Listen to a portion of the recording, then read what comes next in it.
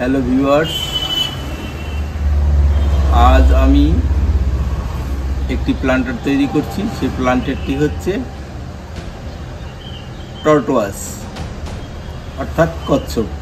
সেই কচ্ছপ প্লান্টার বিভিন্ন রকম এলিমেন্ট প্লান্টারের মধ্যে যে গাছ রোপণ করা যেতে পারে সেটাই আমি আপনাদের কাছে তুলে ধরছি।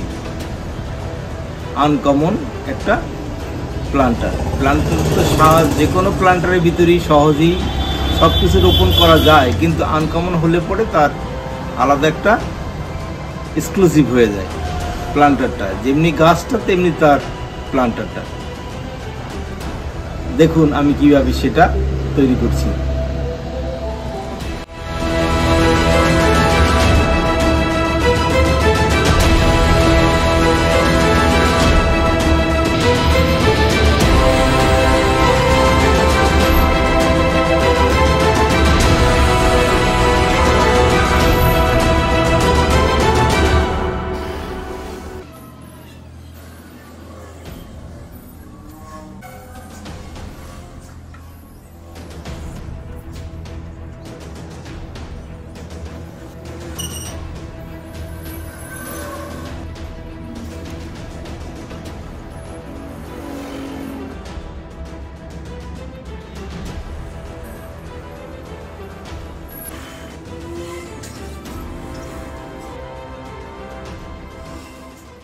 দেখুন এই কচ্ছপটি আমি ডিজাইনের মাধ্যমে ফুটিয়ে তুললাম বিভিন্ন রকম।